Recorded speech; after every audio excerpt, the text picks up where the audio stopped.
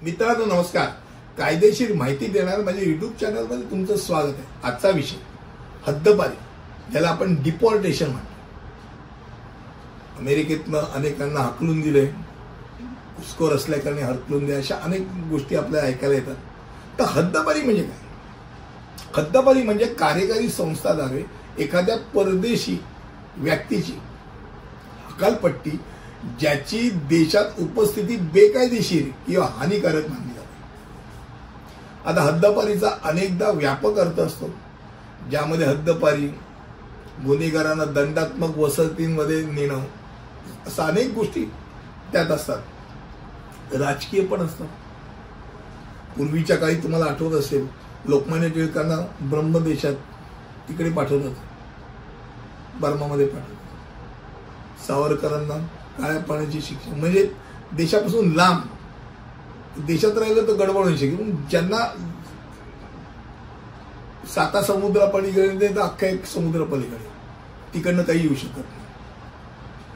पण खरी व्याख्या ही ठिकाण आणि संदर्भानुसार बदलत असते. हद्दपारी म्हणजे एखाद्या व्यक्तीला किंवा लोकांच्या गटाला राज्याने त्याच्या सार्वभौम प्रदेशातून हद्दपार करणे, हे खरी व्याख्या. आणि ज्या व्यक्तीला हद्दपार केले गेले आहे किंवा हद्दपारीची शिक्षा भोगवत आहे त्याला हद्दपार करणारा म्हणतात. आता हद्दपारीची सर्वात महत्वाची कारणं कुठची?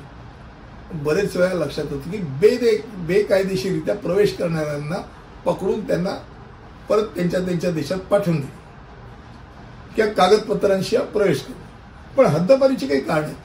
त्यातला पहिली गोष्ट म्हणजे मगाशी बोलल्याप्रमाणे बेकायदेशीर प्रवेश. यामध्ये अशा परिस्थितीचा समावेश होतो की जिथे एखादी व्यक्ती आवश्यक परवानग्या किंवा विजाशिवाय देशाची सीमा ओलांडते किंवा बनावट कागदपत्रांसह प्रवेश करते. आता दोन, विसाचा कालावधी ओलांडणे. विसाचा कालावधी समजा फलाने दिवसांकरता जर एखादी व्यक्ती विजा घेऊन कायदेशीररित्या देशात प्रवेश करते परंतु परवानगी दिलेल्या वेळेपेक्षा जास्त काळ राहते तर त्यांना हद्दपारीला समोर जावं लागतं. आतमध्ये तर अगदी अधिकृत झाली पण तिथे गायब झाली. क्रमांक 3, विजाच्या अटींचं उल्लंघन केलं असेल. एखाद्या व्यक्ती कायदेशीररित्या प्रवेश करते तरी त्यांनी त्यांच्या विसाशी जोडलेल्या अटींचं जर उल्लंघन केलं असेल, जसे की परवानगीशिवाय काम करणे किंवा विसाद्वारे परवानगी नसलेल्या क्रियाकल्पांमध्ये सहभागी होणे, तर अशा वेळेला त्यांना हद्दपार केलं जाऊ शकतं. आणि क्रमांक 4, गुन्हेगारी शिक्षा. जर अनेक देशांमध्ये गुन्हेगारी शिक्षा विशेषतः गंभीर गुन्ह्यांसाठी त्या व्यक्तीच्या स्थलांतर स्थितीकडे दुर्लक्ष करून हद्दपारी करून द्यावी. आणि सर्वात शेवटी प्रशासकीय हद्दपारी म्हणजे सार्वजनिक सुरक्षा, सार्वजनिक हित आणि सार्वजनिक नैतिकतेच्या विचारांवर आधारित ओळख आणि नागरिकत्वासाठी संधी तुम्हाला ते प्राधिकरण प्रशासकीय हद्दपारी करण्याला जारी करतं. बऱ्याच वेळा असं ऐकतं की बाबा एका देशाने त्याच्या राजदूतांना परत बोलवलं. म्हणजे आता समजा कॅनडाने मध्यंतरी असं केलं की त्यांनी त्याच्या भारतीय राजदूतांपैकी अनेकांना त्यांनी परत पाठवून दिलं.